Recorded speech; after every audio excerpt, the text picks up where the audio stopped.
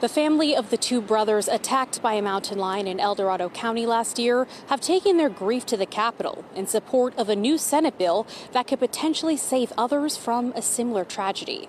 But things didn't go as they'd hoped.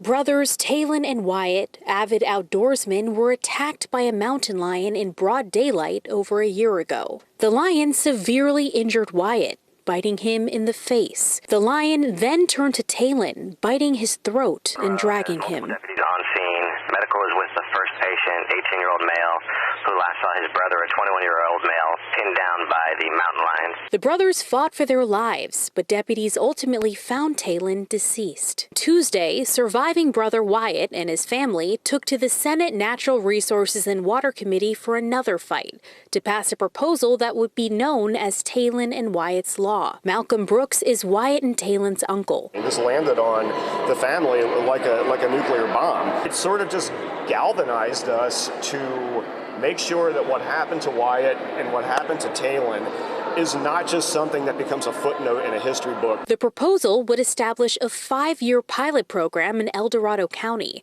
allowing houndspersons with an annual hazing permit to use hounds to haze mountain lions. The goal is to reduce attacks on residents and livestock. Republican State Senator Marie Alvarado Gil represents El Dorado County and authored the bill. This is not an open season to hunt mountain lions. This is a step to study the abnormal behavior of mountain lions in El Dorado that has led to a fatal kill. Several in attendance supported the proposal, but a notable number also spoke in opposition. SB 818 is illegal, ineffective, and runs contrary to the best science of how people and livestock can live safely in mountain lion country. We shouldn't be making policy on one incident.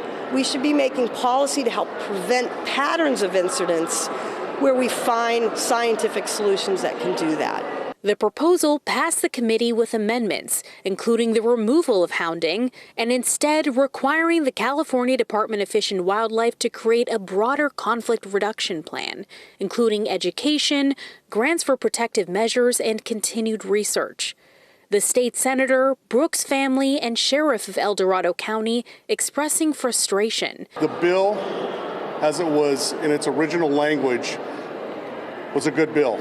I am ashamed and I am angry today because I stand here with a family who has entrusted their elected leaders to make a decision to save lives, not a decision to save their re-election campaigns.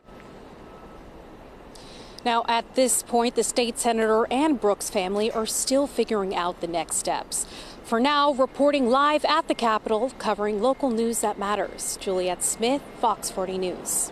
Juliette, thank you. On this Earth Day, a new partnership will allow the Sacramento City Unified School District to launch a new program to help high school students pursue careers in the rapidly growing green energy industry.